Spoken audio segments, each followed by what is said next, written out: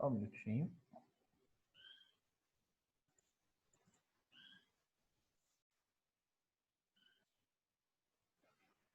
Ok, está na tela aí já.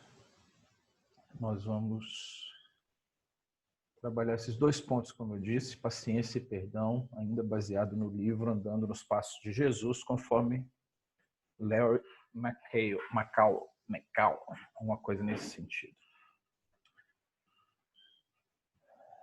O texto base que a gente tem trabalhado, texto base de toda essa sequência de estudos, como eu tenho reforçado, está em 1 Pedro, 1 João, melhor dizendo, 2, 3 a 6. E o verso que eu tenho focado está no finalzinho do verso 5 e todo o 6. Nisto sabemos que estamos nele. Aquele que diz que permanece nele, esse também deve andar assim como ele andou. Então é nisso que a gente tem focado. E dentro dos aspectos que a gente tem visto, hoje vamos começar pela paciência. Andando como Jesus, praticando a paciência. O texto que a gente vai trabalhar, 1 Timóteo 15, 16, é a base para esse ponto. 1 Timóteo 15, 16. Diz assim: fiel é a palavra digna de toda aceitação, que Cristo Jesus veio ao mundo para salvar os pecadores, dos quais eu sou o principal. Mas, por esta mesma razão, me foi concedida misericórdia, para que em mim, o principal, evidenciasse Jesus Cristo a sua completa longanimidade e servisse eu de modelo a quantos hão de crer nele para a vida eterna. Então, Paulo, a Timóteo, escreve essas palavras e ele diz que essa palavra ela é fiel, digna de toda aceitação. Olha a palavra. Cristo veio a esse mundo com o objetivo de salvar pecadores. E Paulo dizia que ele era o principal, não por falsa modéstia, mas porque ele sabia de todo o seu histórico, de tudo aquilo que ele tinha feito. Nós vamos ver um pouquinho disso aqui. Mas Paulo diz que por essa mesma razão, ou seja, de Cristo vir para salvar os pecadores, e ele sendo, né, o principal, foi concedida misericórdia a ele, para que, através dessa misericórdia, nele, que era o principal, Jesus Cristo evidenciasse a sua completa longanimidade. Nós vamos ver um pouquinho mais o significado dessa palavra. E Paulo servisse ele de modelo a quantos hão de crer nele para a vida eterna e serve de modelo para todos nós, ainda nos nossos dias, né? Então, Paulo escreve essas palavras a Timóteo depois de ter vivido muitas coisas, né, e de ter sofrido bastante em nome do Evangelho, né, conforme está escrito em Atos 9:16, logo após a conversão de Paulo, né, o encontro dele com o caminho, enquanto estava no caminho para Damasco, e Deus pede a... Me fugiu o nome do moço aqui, mas acho que era Ananias, né, que fosse até Paulo para restaurar sua visão, e ele diz a ele que... Ananias. Hã? É isso mesmo, né? Então, ele estava um pouco temeroso, porque conhecia Paulo e o seu histórico de violência contra os cristãos, mas Deus disse a ele, não, vai lá tranquilo, que eu vou mostrar para ele o quanto importa que ele sofra pelo meu nome. Então, aqui, nesse momento dessa carta, Paulo já tinha sofrido bastante por esse nome, né? Então, antes de tornar-se um grande missionário, talvez o maior que esse mundo tenha visto, ele foi perseguidor de cristãos e ele foi blasfemador do nome de Cristo, né? E nessa mesma carta a Timóteo, ele vai falar isso no verso de número 13 desse mesmo capítulo 1, quando ele diz que...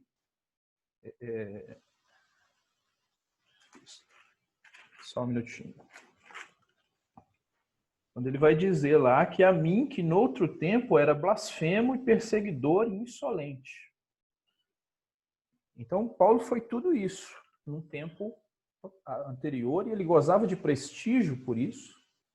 Ele era uma pessoa que se orgulhava disso e tinha moral com a elite religiosa dos fariseus daquela época, né? Porque ele se sobressaía não só no conhecimento que ele tinha, mas também pela sua dedicação em sufocar os cristãos. Naquele contexto, Cristo já havia ressurreto, já tinha sido assunto aos céus, e os discípulos estavam ali cumprindo sua palavra, de primeiro em Jerusalém e Samaria e confins da terra.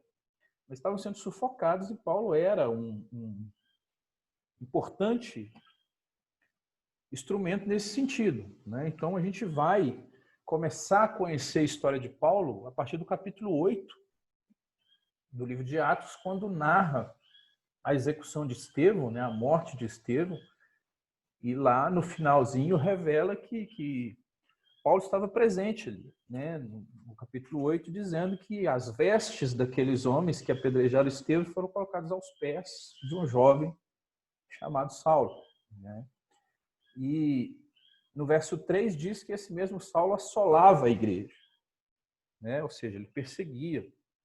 E ainda mais, ele mesmo, no capítulo 9, 1 e 2, vai dizer que ele respirava ameaças de morte contra os discípulos do Senhor. Então, todas essas atitudes de Paulo fizeram dele um grande inimigo da igreja, um grande inimigo dos cristãos e um grande inimigo de Cristo, né? Então, a pergunta que vem a partir do tema que nós estamos estudando, né, a partir do que Paulo afirma sobre si mesmo, se você ler Atos, lá no verso 26, no capítulo 26, quando ele está discursando os governadores ali, agora eu não me lembro se Festo ou se Félix, mas ele está discursando ali, ele diz: havendo eu recebido a autorização dos principais sacerdotes, lá em 26, 10, 11, encerrei muitos dos santos nas prisões e contra estes dava o meu voto, quando os matavam. Ou seja, ele era participante direto disso.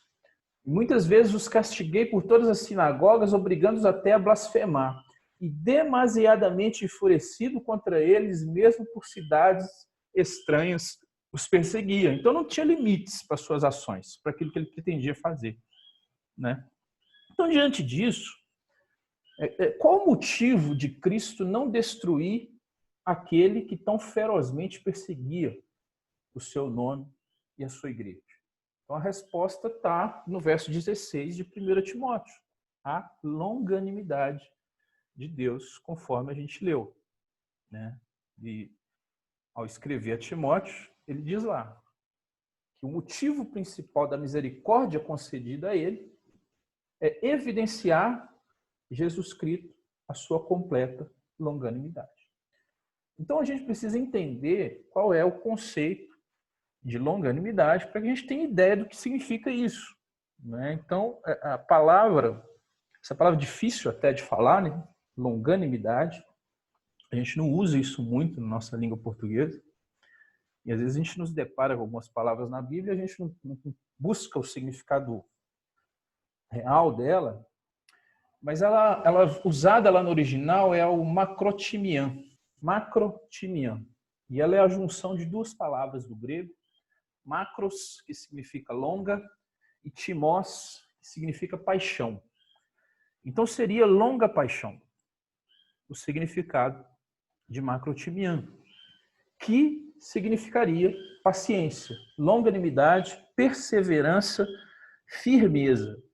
Mas propriamente a longa paixão significa aguardar tempo suficiente antes de expressar raiva. Ou seja, isso vai evitar o uso prematuro da força, da retribuição, que surge a partir de uma raiva imprópria, né? A partir de uma reação. Então, isso está aí conforme está aí o dicionário analítico de grego Strongs. Então, ou seja, makrotimian, que está usada aí, a longanimidade de Deus, ela revela essa paciência de Deus, essa longa paixão, ou seja, a sua capacidade de aguardar e de não expressar a sua raiva, o seu ódio contra a iniquidade, a sua misericórdia, né, expressada nesse sentido, de modo que ele evita o uso prematuro da força, evita a sua retribuição imediata. Não é? Então, é a partir disso que Jesus Cristo é o nosso modelo em relação à paciência. Né? Porque nós precisamos também, no nosso dia a dia, exercitar essa longa paixão, essa longanimidade, essa capacidade que nós temos de evitar o uso prematuro da força, ou seja, de retribuir aquele que nos faz mal. Porque Paulo foi o que ele fez até aquele momento narrado em Atos 9, onde ele encontra Jesus Cristo no caminho para Damasco. Né? Até aquele momento ele foi um inimigo da igreja, ele foi um perseguidor dos cristãos, ele matava, ele prendia, ele torturava e, como ele disse, ele obrigava esses cristãos a blasfemar. E ele não é destruído, assim como nós não somos destruídos imediatamente pelos nossos pecados, pela longanimidade de Deus que é expressa nas nossas vidas, como foi expressa na vida de Paulo. Então é preciso que a gente entenda bem esse conceito do que é a longanimidade de Deus, do que é a paciência de Deus, para que nós possamos exercer isso também nas nossas vidas. Então tenha isso em mente. Né? É se adiar a sua retribuição. Porque isso normalmente vai surgir de uma raiva. Quando alguém te ofende, quando alguém faz algum mal contra você, alguma injustiça, muitas vezes, normalmente a gente fica com raiva. E a raiva nos leva a reações que muitas vezes a gente se arrepende depois, mas depois que faz, né, tá feito. Né? Muitas vezes você não consegue consertar o que provoca uma palavra que você disse. Por mais que você peça desculpas, por mais que a pessoa diz que te perdoou, muitas vezes é difícil consertar isso. E, segundo Gálatas 5:22, a longanimidade ela é um fruto do Espírito. Né? Tá lá naquela lista toda de frutos do Espírito, a longanimidade. Portanto, é algo que vem de Deus, através do Espírito Santo, como algo necessário na nossa vida de santificação, na nossa vida como servos do Senhor. Não é? Então, só o Senhor, ou só uma vida no Senhor pode produzir em nós verdadeira paz, verdadeira paciência, verdadeira longanimidade. Então, a razão de por que Paulo não foi consumido enquanto inimigo é demonstrar a longa paixão de Deus, a sua longanimidade para com os pecadores. Né? E aí a pergunta que a gente vai fazer a seguir é o que essa paciência tem a ver com você e comigo. Um primeiro aspecto é que ela significa a nossa salvação. Né? Por quê? Porque assim como Paulo, nós somos miseráveis pecadores. Todos nós somos como o imundo e todas as nossas justiças como trapo de imundícia. Isso é o que está escrito em Isaías 64:6.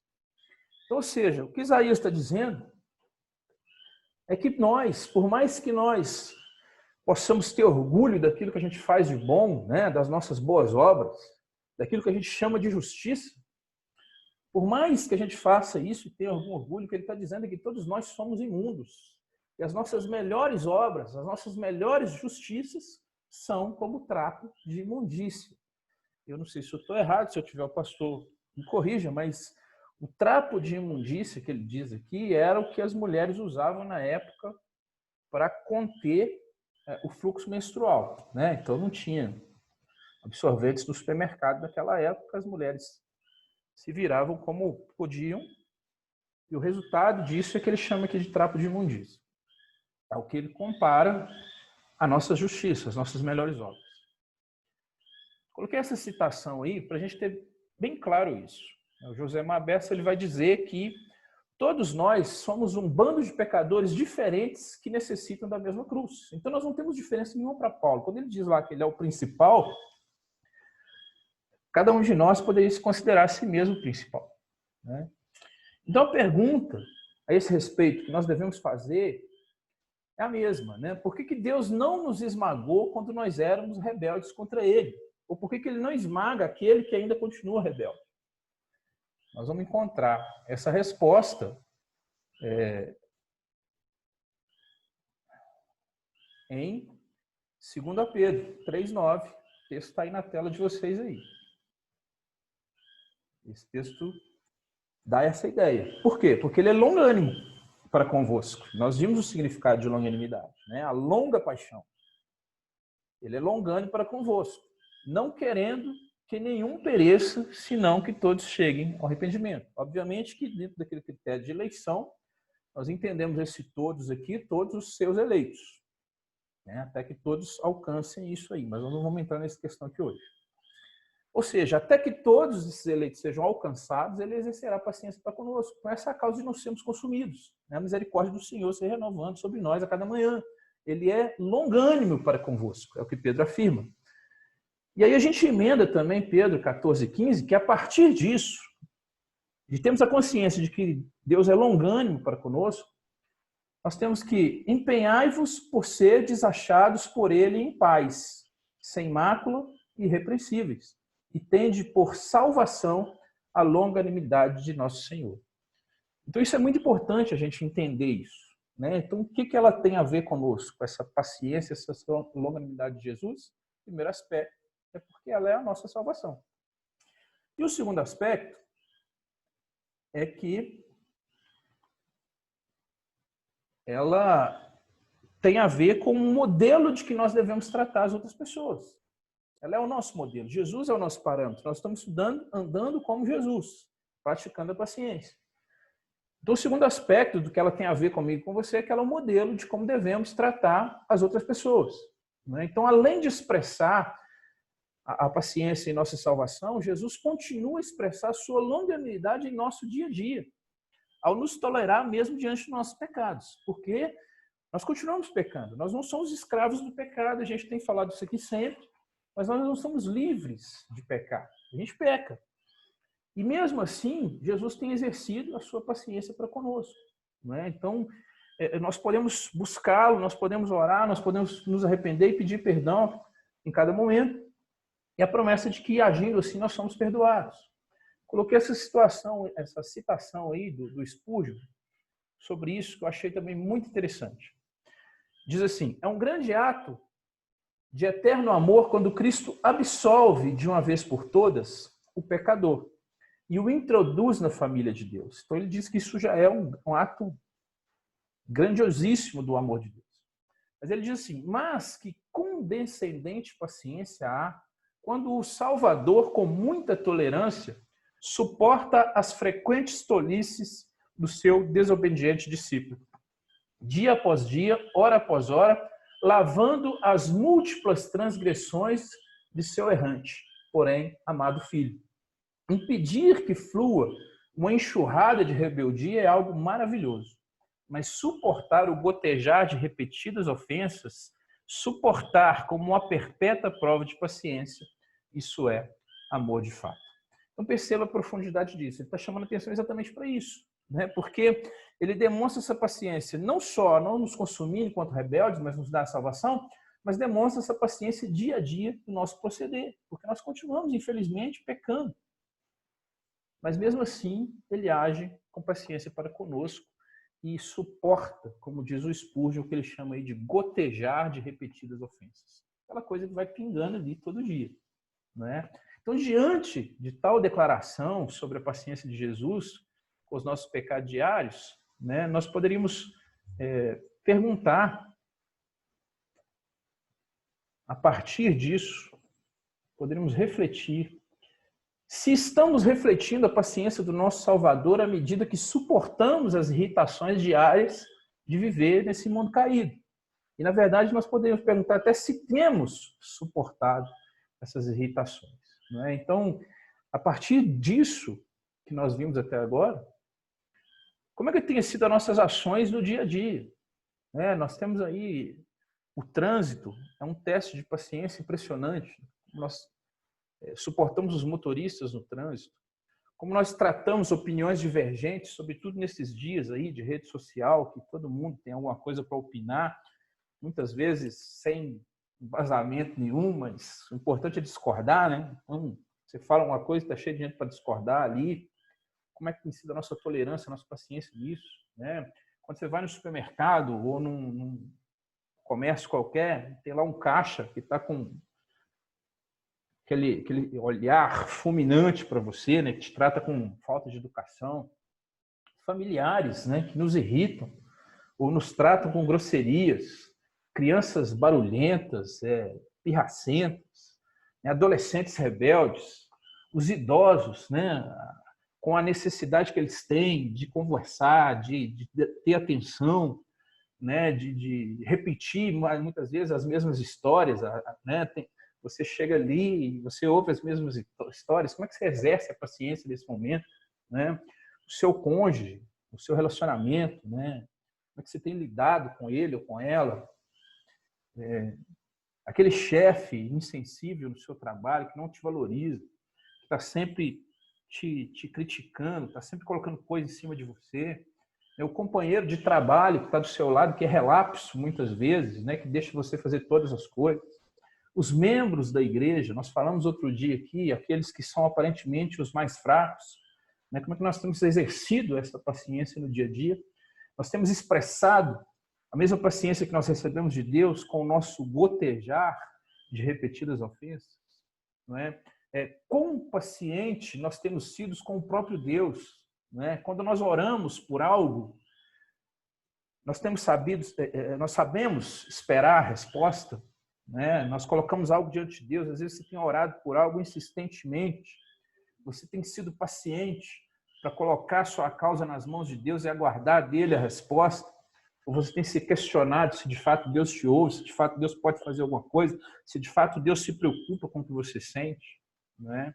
E se a resposta for negativa, você vai saber entender essa resposta, né? Então, se Cristo é o nosso modelo e se ele demonstrou a sua longanimidade de forma tão sublime, nós devemos ser iguais a ele.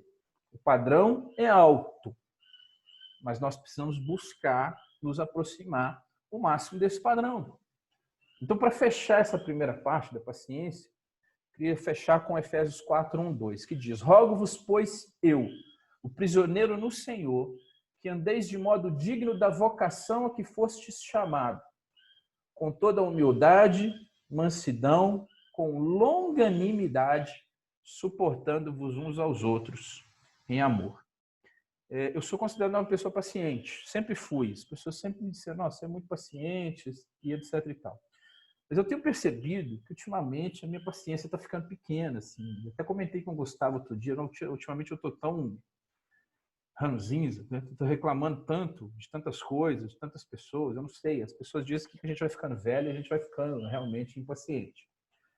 Mas eu me vi pensando sobre isso aqui diante desse estudo, né?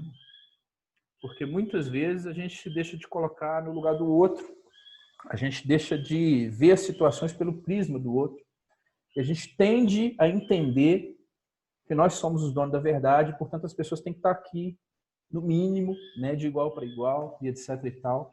E nesses dias, né, de informação tão rápida que a gente tem vivido, a gente tem as informações de uma forma extraordinariamente rápida, né, a gente tem tido cada vez mais impaciência para as coisas. Hoje um vídeo, às vezes de 2 minutos, é tempo demais. Você não tem paciência para parar e assistir uma mensagem de 5 minutos, por exemplo, né?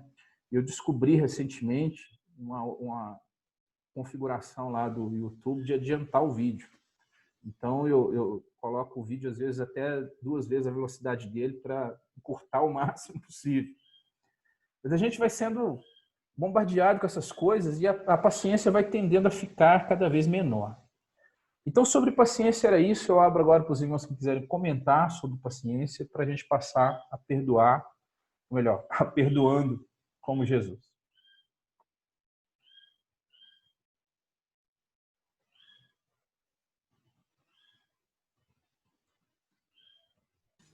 Você vai passar a perdoar a falta de paciência? Pô, eu já estava impaciente aqui porque ninguém estava falando nada, né? Mas Meu bem falou, lá vai a faladeira. Então, eu acho que a falta de paciência nesse momento que a gente está vivendo está sendo uma máxima de todo mundo. Até os mais pacientes estão com impaciência. E ainda bem que a gente não é Deus, né? Porque senão a gente já matava um ou outro, já por qualquer coisinha boba. mas a misericórdia de Deus é a causa da gente não ser consumido. Uhum. Então, o momento de ter paciência um com o outro é de agarrar com Deus mesmo, porque isso daí está sendo muito frequente até nos mais pacientes. Eu tenho percebido isso até em mim mesma, né? No meu bem também, que eu sou paciente. Ele é paciente. Nas questões nas coisas mínimas, né? Mas eu acho que esse momento agravou muito mais o nosso ser com essa falta de paciência. Mas a misericórdia de Deus está aí para nos ajudar a suportar, a passar por esse momento de falta de paciência. Então você não é o único, não, viu? Você já está velhinho, mas não é o único. Então, eu acho que é porque eu estou ficando velho mesmo, mas tu tem uma série de coisas, né? Alguém mais, irmão? Eu gostaria, além da sua velhice, meu irmão, que é uma ordem natural, tem um outro agravante aí com relação a essa impaciência. Quando a gente observa essa paciência em Cristo, né, e a gente precisa entender o Cristo 100% homem, ali sujeito a todas as nossas limitações, exceto com relação ao ato de pecar, ele conseguia exercê-lo dessa maneira por uma questão que o senhor citou aí, porque ele se compadecia do outro, ele se colocava no lugar dele. E a gente tem muita dificuldade nisso, sobretudo no que tange aquelas pessoas mais próximas de nós. Por quê? Porque parece que a gente está querendo mostrar para elas o que é certo tantas vezes na vida, ensinando, demonstrando na prática. E aí, o que a gente entende é que aquela pessoa tem que ser uma reprodução da gente. E aí elas começam a vacilar e aquilo talha o sangue. É como se a gente falasse, mas eu já te ensinei, eu já te mostrei, eu faço para você ver. Mas até o grau de compreensão dele é diferente do nosso. Então a gente se torna impaciente, sobretudo com essas pessoas que são mais próximas de nós devido a isso, sabe? É bem um efeito psicológico. Mas Deus dá graça, a gente consegue, sabe? A gente consegue. Precisa se colocar definitivamente no lugar do outro se a gente quiser exercer essa paciência aí. Uhum. Wilson. Oi. E vale lembrar também, em relação ao próprio ser humano, que biologicamente falando, o ser humano, ele nasce e tem as etapas da vida dele, quando bebê, quando recém-nascido, quando bebê, quando criança, quando jovem. E isso tudo é perfeito, Deus criou dessa forma. E o que acontece? Nós nos deparamos com os jovens, tem uma idade que eles riem muito, riem de tudo. A coisa está ruim, eles estão rindo de tudo. E isso eu já percebi em alguns adultos, intolerância até esse riso. Por que está rindo tanto? Está tudo tão ruim, né? Ele não sabe o que está por vir ainda na vida dele, estão rindo tanto. Então, nós precisamos perceber que são etapas na vida da pessoa. Respeitar que um jovem de 14 anos não tem como ele ter uma reação de quem tem 40 anos. Então, deixa ele sonhar algumas coisas, falar algumas coisas, rir de alguma coisa. Isso aí necessita de muita paciência para ver, sorrir junto e perceber que isso aí vai passar, né? Uhum. Obrigado. Então, irmãos, vamos seguir. Então, para a gente passar ao próximo ponto, que é também uma questão muito difícil, talvez seja mais difícil do que exercitar a paciência, que é a questão do perdão. Eu já escolhi esse texto aí, que não é novidade para a gente, porque a gente já trabalhou ele aqui algumas vezes, já citou aqui algumas vezes, mas é Lucas 23, 33, 34, que diz assim: quando chegaram ao lugar chamado Calvário, ali o crucificaram, bem como aos malfeitores, um à direita, outro à esquerda. Contudo, Jesus dizia: Pai, perdoa-lhes, porque não sabem o que fazem. E então, repartindo as vestes dele, lançaram sortes. Nós já trabalhamos muito esse aspecto, do Pai, perdoa-lhes, porque não sabe o que fazem. Né? Esse contexto aqui é o da crucificação. Né? Estavam ali soldados romanos que o açoitaram injustamente, né? E o crucificaram, né? Colocaram pregos nas suas mãos, nos seus pés, colocaram uma coroa de espinhos ali, ofereceram vinagre para que ele bebesse quando ele tinha sede, etc. Estavam ali também autoridades judaicas que manipularam esse processo da crucificação e o levaram à crucificação. Estava ali também o povo que zombava dele, né? E falava impropérios ali para ele, etc. e tal, e concordava com tudo aquilo que estava acontecendo. Né? Essas pessoas que estavam ali puderam ouvir essas palavras. Pai, perdoa-lhes porque não sabem o que fazem. Né? Então, a partir disso, o que é perdão? Acho sempre interessante a gente definir, né, o que a gente está trabalhando. Então, a definição do dicionário Pribeirão Online é essa aí: remissão de culpa, dívida ou pena. Uma desculpa, uma absolvição, um indulto, uma benevolência, uma indulgência. Mas eu também gosto de trazer o significado da palavra que é usada lá. Então, a palavra que é usada é afês.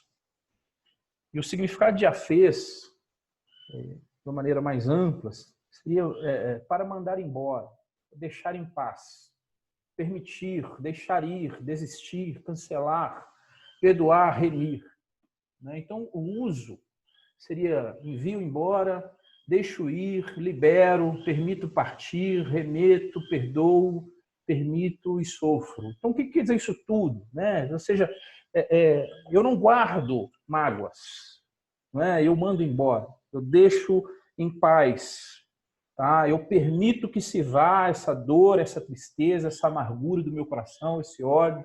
Eu desisto de retribuir como essa pessoa merece. Tá? Eu perdoo. Então, esse é o significado. Então, perceba que é um significado mais amplo. Né? Então, é interessante a gente refletir sobre isso. Eu permito partir. Né? Então, nós podemos pensar em perdão como o abandonar o desejo de vingança ou de revide. Uma escolha, é uma decisão de deixar ir esse desejo de guardar ressentimento ou de ir à forra quando alguém nos fere. Então, esse é a questão do perdão. Né? Dito isso, a quem Jesus perdoa? Ele diz aí, Pai, perdoa-lhes porque não sabem o que fazem. Basicamente, nós vamos encontrar dois grupos de pessoas. Pessoas que estavam profundamente contritas, que se encontravam com Jesus, que tinham uma contrição no seu coração. Tá? E um exemplo, coloquei aí, Lucas 7, 37 e 38. Esse texto é aquele texto que Jesus está na casa do publicano, salvo engano, e está ali fazendo uma refeição com eles. Chega uma mulher, essa mulher se acomoda ali aos pés de Jesus e começa a chorar ali e a beijar os pés de Jesus, né? Aquela mulher do vaso de alabastro. Ó. O verso 37 e 38 diz assim: Eis que uma mulher da cidade, pecadora, sabendo que ele estava à mesa na casa do fariseu, levou um vaso de alabastro com unguento. E estando por detrás, aos seus pés, chorando, regava-os com suas lágrimas e os enxugava com os próprios cabelos e beijava-lhe os pés e os ungia com unguento. Então, essa mulher, ela tinha no coração um sentimento de contrição. A Bíblia não fala quem é essa mulher. Né? Tem algumas teorias que vão dizer que é Maria Madalena, tem outros que vão dizer que é aquela mulher que ele perdoou lá, que foi acusada de adultério, mas não tem como afirmar claramente quem é, porque o texto diz uma mulher. E também, alguns vão dizer que ela era uma prostituta, né? Porque o desenrolar do texto vai levar a essa conclusão. A partir daí, os fariseus que viram aquela cena começam a se questionar um com o outro. Pô, se ele soubesse quem era essa mulher, que era uma pecadora, ele não deixava ela fazer isso.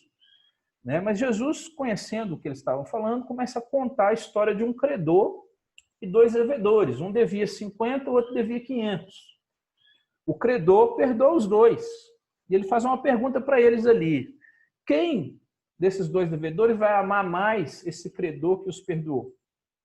Aí eles respondem, olha, eu imagino que seja o que devia mais. Né? Então Jesus diz, respondeu bem, porque é isso mesmo. Então, ou seja, ele se vira para essa mulher e diz, olha, os teus pecados estão perdoados. Então, um grupo de pessoas que Jesus perdoou foi aqueles que estavam profundamente contritos. Tem outros exemplos, mas eu trouxe esse para ilustrar esse grupo de pessoas. Pessoas que se aproximavam de Jesus, envergonhadas muitas vezes do seu pecado, né? Talvez não tivessem coragem nem de olhar nos olhos de Jesus, então essa mulher chega ali por trás, calmamente, timidamente, chorando, e faz o que fez, e Jesus olha para ela e diz: vá em paz, os seus pecados estão perdoados. O segundo grupo que Jesus perdoou são pessoas que não demonstraram nenhum arrependimento. Nesse grupo estão aqueles que eu citei que estavam aos pés da cruz ali. Os líderes judaicos, os soldados romanos e o povo que zombou dele. Porém, é importante a gente fazer uma diferença aqui nessa questão do perdão, né? Porque esse perdão aqui, ele não implica em salvação, né? Porque o perdão que leva à salvação implica em arrependimento. Nós precisamos nos arrepender dos nossos pecados, o Espírito Santo nos leva a esse arrependimento, e a partir disso, nós alcançamos a salvação. Esse perdão aqui, portanto, ele implica na não retribuição das suas más ações, como a gente viu no conceito ainda há pouco, da amplitude que é o que significa perdão. Então, é mais nesse sentido, de não retribuir ali imediatamente uma retribuição direta das suas más ações. Então, Jesus, ele não pede a Deus que desça fogo do céu, fogo consumidor sobre eles. Ele não pede a Deus que os destrua, mas que os perdoe, mesmo diante de tudo que eles estavam fazendo. Então, confirmando aqui a profecia de Isaías 53:12, que nós citamos semana passada também, como falamos sobre sofrimento, né, escrita 700 anos antes, que diz, no verso 12, contudo levou sobre si o pecado de muitos e pelos transgressores intercedeu. Então, Jesus perdoa esses dois tipos de pessoas, destacando essa diferença. Seguindo em frente, por que Jesus era tão pronto a perdoar? Né? Primeiro que a sua missão era revelar o caráter do Pai, e o Pai, ele é perdoador. Né? Então, se a gente lê Salmo, esse trecho eu vou ler para os irmãos aí, Salmo 103, 8, 12, diz assim: o Senhor é misericordioso, compassivo, longânimo, assaz benigno, não repreende perpetuamente, nem conserva para sempre a sua ira, não nos trata segundo os nossos pecados, nem nos retribui consoante as nossas iniquidades. Isso revela também um aspecto aí da longanimidade de Deus. Né? Diz aí que ele é longânimo e assaz benigno. Pois quanto o céu se alteia acima da terra, assim é grande a sua misericórdia para com os que o temem. Quanto dista o Oriente do Ocidente, assim afasta de nós as nossas transgressões. Então, se ele veio revelar o caráter do Pai, e o Pai é um Pai perdoador, ele também era pronto a perdoar. O segundo aspecto é que ele era pronto a perdoar para cumprir a sua missão de nos salvar. Então, como eu disse, 1 Timóteo 1,15, fiel é a palavra, digna de toda sensação, que Cristo Jesus veio ao mundo para salvar pecadores. E salvar pecadores implica perdoar pecados. É por isso que ele morre na cruz, por levar sobre ele os nossos pecados.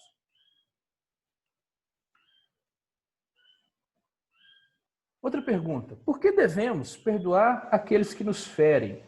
A partir de tudo isso que nós já vimos até aqui. Porque, a partir disso, quanto a nós, né, o que nós devemos fazer? Nós vimos que lá no texto base de 1 João, 1 Pedro mesmo, nós sabemos que nós estamos nele da seguinte forma: aquele que diz que permanece nele deve andar como ele andou. Então, se nós estamos vendo que Cristo é pronto a perdoar por esses motivos, né, e que nós devemos imitá-lo, como é que isso impacta? Qual o impacto que isso causa na esfera de sermos pessoas perdoadoras enquanto vivemos uma vida cotidiana no nosso lar, na nossa escola, no trabalho, na igreja, na vizinhança, enfim? Colossenses 3,13 vai responder isso à medida que diz: suportai-vos uns aos outros, perdoai-vos mutuamente, e caso alguém tenha motivo de queixa contra outrem, assim como o Senhor vos perdoou, assim também perdoai vós. Então, a base para nós sermos perdoadores não é como nós somos tratados, e sim como Cristo nos tratou. Então, não há lugar para rancor, amargura, ódio no coração de quem já foi alcançado pelo perdão de Cristo. Porque nós não temos méritos nenhum nisso. Ele o faz por ser perdoador, por amar. Se fosse depender dos nossos méritos, não teríamos a menor possibilidade. Então, a régua que nós usamos é a mesma. Nós devemos ser perdoadores não pela forma que nós somos tratados, mas pela forma como Cristo nos tratou. Então, por que nós devemos perdoar aqueles que nos ferem. Trouxe aí 3 motivos para que a gente passe por eles aí rapidamente. Primeiro motivo é porque o motivo para perdoar não está nos méritos de quem nos ofendeu, né? Então nós vamos dizer, muitas vezes, ou ouvir frases do tipo: você não sabe o que ele fez comigo. Ele não merece ser perdoado. Quantas vezes a gente já disse isso, né? Eu tenho as minhas experiências, né? Não vou dividir com vocês aqui porque é questões pessoais. Mas quanto tempo eu lutei com isso no meu coração, né? Por que perdoar? Por que eu devo perdoar se ela não merece? Né? Essa pessoa que fez isso comigo. Né? Você não sabe o que ela fez. Né? Se alguém chega e diz: não, você precisa perdoar. E aí você fala: você não sabe de nada, você não viveu a situação, você não sabe o que ela fez. Mas a questão é: você merecia ser perdoado por Jesus Cristo? Eu merecia o perdão de Jesus Cristo? Né? O segundo aspecto que nós devemos perdoar quem nos fere, além do fato de que isso não está nos méritos de quem nos ofendeu, é que nós devemos perdoar porque nós fomos perdoados.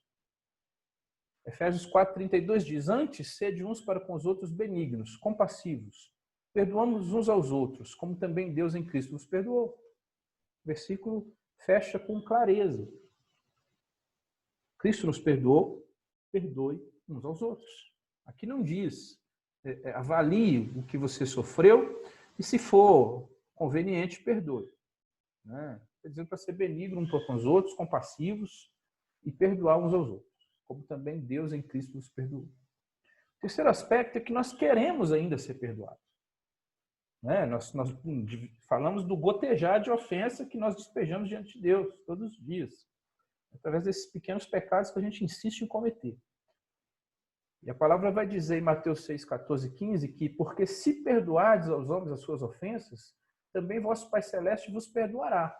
Se, porém, não perdoardes aos homens as suas ofensas, tampouco vosso Pai vos perdoará as suas ofensas. Então a pergunta aqui é: eu quero que Jesus me trate da mesma maneira que eu trato os outros?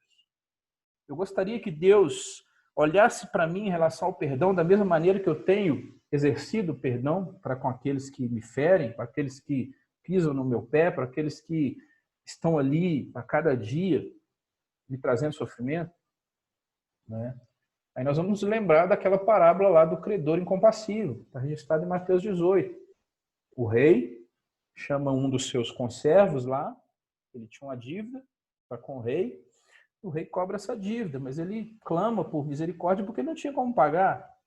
O rei então diz: olha, tudo bem, você está perdoado. E aquele servo sai e encontra um outro conservo ali que tinha uma dívida com ele muito menor do que aquilo que ele tinha com o rei, e ele cobra essa dívida. E aquele servo dele ali, o conservo, diz a mesma coisa, clama por misericórdia porque ele não tinha como pagar. Mas ele não exerce misericórdia, pelo contrário, ele cobra sua dívida ali, manda prender e etc e tal. Quando o rei fica sabendo disso, ele chama esse cara de volta e fala: por que você não agiu da mesma maneira que eu agi com você? Então, a parábola lá diz que, no final das contas, o rei exerce justiça contra essa pessoa porque ela não retribuiu como aquilo que lhe foi feito. Então, como eu quero que Jesus me trate? Eu quero que ele trate da mesma maneira que eu tenho tratado os outros, aqueles que me devem alguma coisa. Então, o verso 35 dessa parábola diz o seguinte: assim também o meu Pai Celeste vos fará, se do íntimo não perdoardes cada um o seu irmão. Isso vos fará aí, é o final da parábola lá, quando o rei prende aquele homem e entrega para ser preso, para pagar com a prisão pela dívida que ele tinha. Vamos seguindo. Como podemos nos tornar pessoas perdoadoras? Nós vimos aí que por que nós devemos perdoar quem nos tem ofendido. Agora, como? E é a última parte do estudo, e aí nós vamos ver se dá tempo de passar o vídeo, depois nós vamos abrir um pequeno debate final. Como nos tornar pessoas perdoadoras? Nós temos 3 aspectos aí também. Primeiro, nós devemos nos lembrar que o Pai Celeste é perdoador. Então, sempre, nossos olhos estão sempre em Cristo, estão sempre em Deus, naquilo que Ele é. Sede meus imitadores como eu sou de Cristo. É o que nós aprendemos na palavra. Então, se Ele é, E ele nos perdoa uma vez para o arrependimento, para a salvação, e diariamente, com aquilo que a gente insiste em cometer, nós também devemos proceder da mesma maneira. Não é? E não só por isso, mas porque a ele também cabe a vingança. Então, se nós entendemos que nós somos injustiçados, não cabe a nós exercer vingança, mas entregar a Deus toda a situação. Não nas chamadas orações imprecatórias, né? A gente vai orar, né? De repente, eu tenho que orar para essa pessoa. Isso é orar, ó Senhor, faz descer fogo do céu e consumir, né? Estou orando por essa pessoa. Não nesse sentido, mas entregar a Deus a situação e confiar que Ele tem o melhor e Ele é justo e Ele vai saber o que fazer. Né? O segundo aspecto é que nós devemos nos lembrar de quem somos. Então, isso é um exercício que nos ajuda a nos tornar pessoas perdoadoras. Se nós tivermos consciência de que nós ainda somos pecadores que carecem da misericórdia de Deus a cada dia. A palavra diz que as misericórdias se renovam a cada manhã e essa é a causa de não sermos consumidos. Né? Mas mesmo sendo quem somos, Deus nos trata com graça e misericórdia. E você está lidando com um outro pecador miserável igual a você. O terceiro e último é que nós devemos deliberadamente decidir demonstrar compaixão àqueles que nos têm ofendido. E para ilustrar isso, eu trago Romanos 12, 20 e 21, que diz, pelo contrário, se o teu inimigo tiver fome, dá-lhe de comer. Se tiver sede, dá-lhe de beber, porque fazendo isso, amontoarás brasas vivas sobre a sua cabeça. Não te deixes vencer do mal, mas vence o mal com o bem. Então, sem dúvida que isso é um assunto muito difícil mesmo. E eu lutei anos aí com isso dentro de mim para ter um pouco de paz em relação a isso. E às vezes ainda vem algumas coisas, algumas nuvens sobre a minha cabeça, me trazem ainda alguns desejos sobre isso, mas a gente tem que lutar com isso dia a dia. E eu tenho certeza que talvez muitos de nós aqui tenham alguma situação que ainda aflige o seu coração. Alguma situação que você ainda pensa, mas o que essa pessoa fez comigo é imperdoável, eu jamais faria isso com ela, me trouxe muito sofrimento, muita dor, eu não consigo nem lembrar ainda porque eu choro, porque isso me dói, então não dá para perdoar, isso é imperdoável. Né?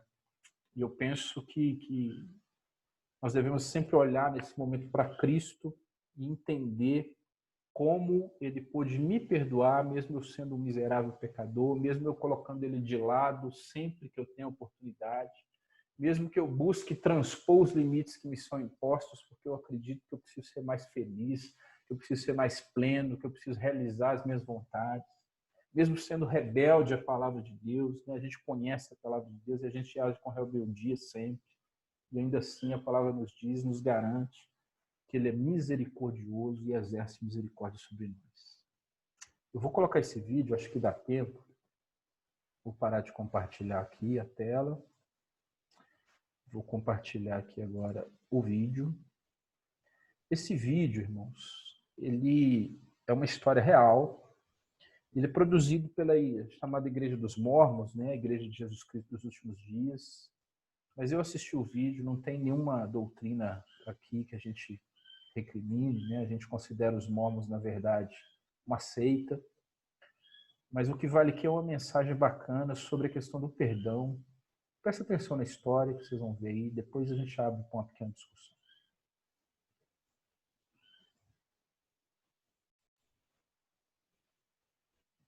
Williams, C-H-R-I-S, W-I-L-L-I-A. Em 9 de fevereiro de 2007, minha família foi atingida pelo carro dirigido por um adolescente bêbado. Nesse acidente morreram minha mulher, Michele, que esperava nosso 5º filho, meu 2º filho, Benjamin, e minha única filha, Ana.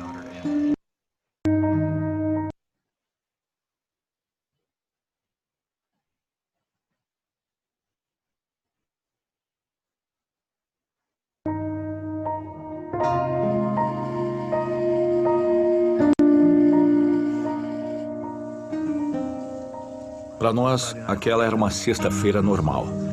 Nos divertimos bastante. Fomos jantar fora. Meu filho mais velho tinha saído com os amigos. Vi os faróis de um carro vindo em minha direção numa velocidade incrível. Tentei desviar, mas não deu tempo. Ele atingiu a lateral do nosso carro. Olhei à minha volta e vi minha mulher, vi seu último suspiro e tive vontade de gritar e chamá-la de volta.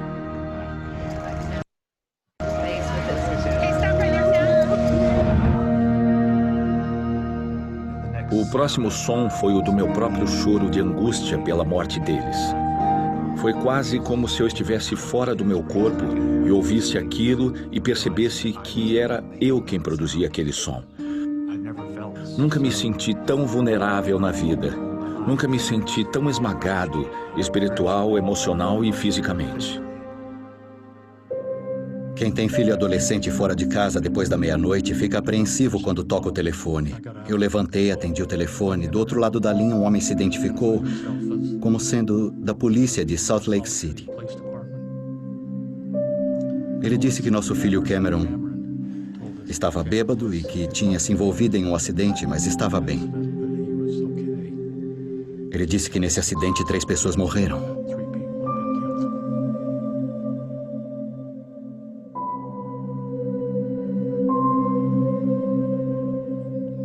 Descobrimos que o Sam foi o único filho sobrevivente.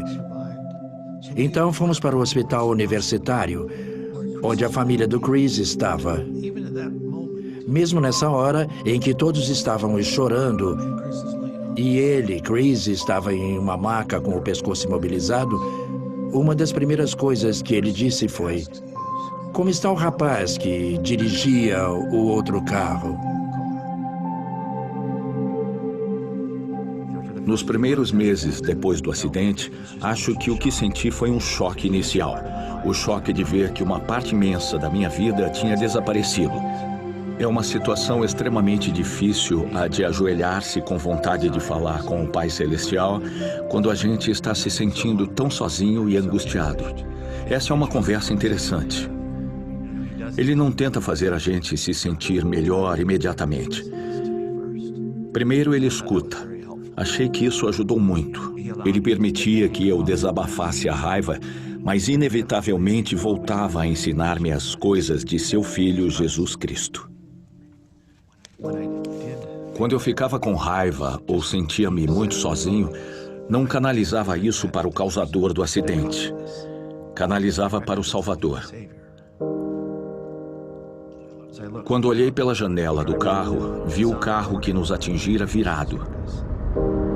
Eu ainda não sabia nem compreendia o que tinha acontecido, nem quem fizera isso conosco, nem qual era a situação. Só me lembro de sentir que eu precisava deixar isso tudo para trás. Podemos lidar com os problemas, com as situações e o sofrimento como Jesus lidaria.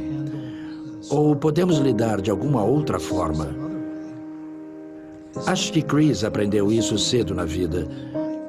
Então, quando a hora chegou naquele carro, acho que ele havia decidido há muito tempo como agiria em uma situação assim.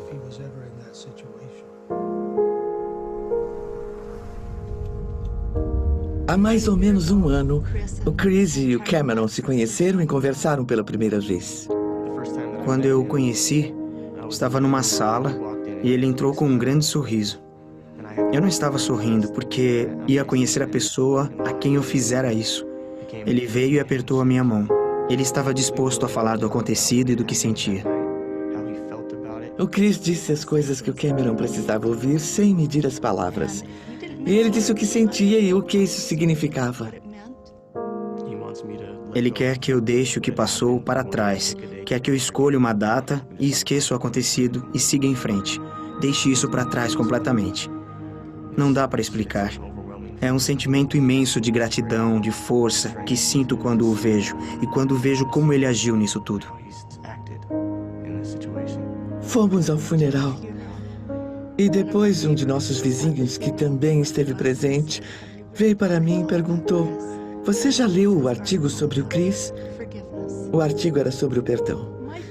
Uma emoção intensa me dominou. Foi como se uma torrente lavasse o desespero da minha alma.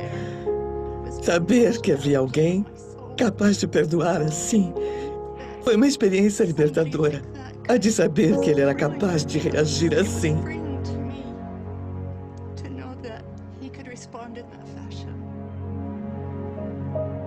A ideia e o sentimento que eu expressei quando conversei com o Cameron foi simplesmente este. Se ele aprendeu alguma coisa com tudo o que ouviu a meu respeito depois do acidente, isso foi obra do Salvador, agindo por meu intermédio. Só o que fiz foi deixar-me servir de instrumento através do qual o Espírito, o exemplo, o conhecimento, a inteligência e a luz do Salvador pudessem brilhar. A verdade é que só o que tive de fazer foi não atrapalhar. Quero que ele entenda que eu tive muito pouco a ver com as coisas boas que vieram de tudo isso.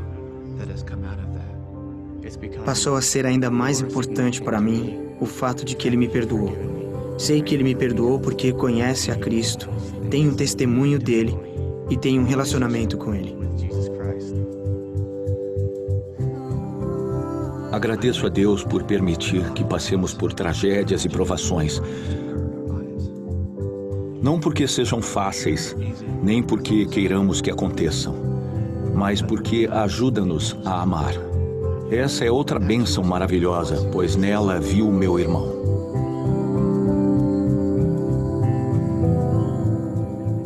Foi para conhecer o homem de dores, experimentado em sofrimentos, como eu conheço, que estou aqui. Foi dificílimo aprender essas lições da forma que aprendi. Mas essas crises de tristeza sempre acabaram com a certeza e a esperança de que um dia eu venha vê-lo como ele é. Um dia, com sorte, serei como ele é. Um dia, voltarei a estar com minha mulher e com o restante da minha família. É isso que me sustém.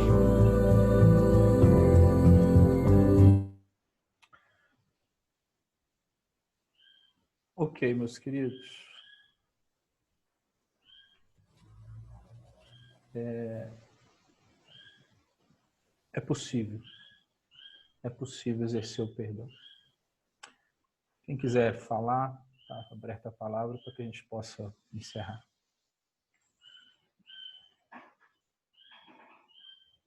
Eu gostaria de falar. Essa questão do perdão é algo muito interessante nas nossas vidas, porque de fato ela implica em libertação, né? O rapaz aí do vídeo citou isso, o senhor também citou no estudo. É uma libertação que depende da gente. Libertação no sentido daquele que cometeu algo contra nós e muitas vezes nós nos vemos aí no direito de se utilizar daquela dívida que ele tem contra nós para fustigá-lo, para puni-lo de certa forma.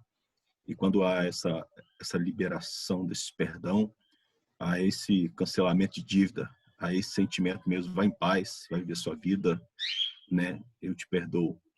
Mas tem uma fala acerca do perdão que me incomoda, e hoje talvez seja o tempo oportuno de tratarmos dessa questão. É quando muitas vezes nós ouvimos e propagamos, e às vezes sem refletir, e hoje certamente haverá uma reflexão, tendo em vista que nós estamos em busca de seguir um modelo que é Cristo.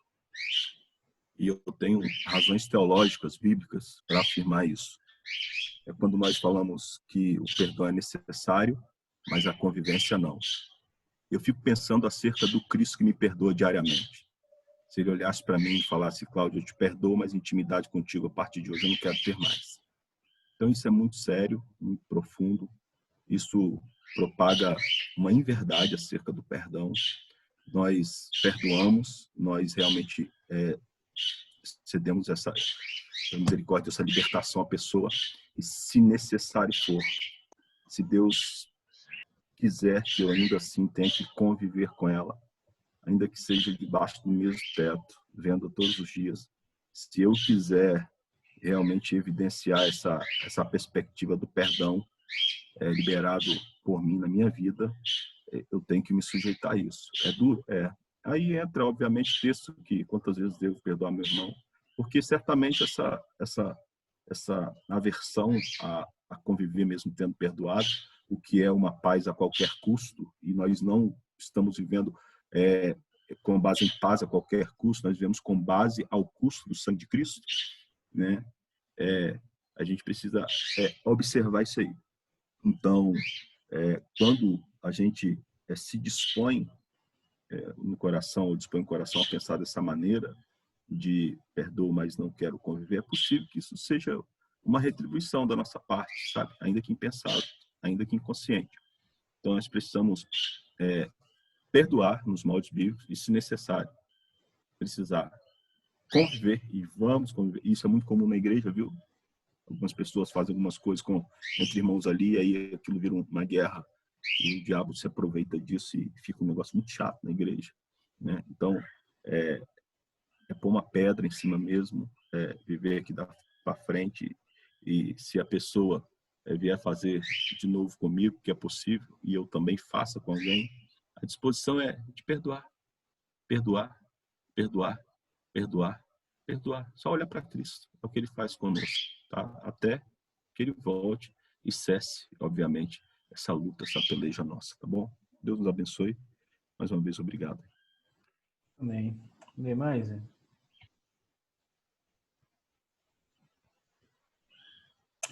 Ok, então, que a gente aprenda a cada dia, por mais difícil que seja, né? De repente tem alguma amargura no seu coração contra alguém, seja difícil trabalhar isso.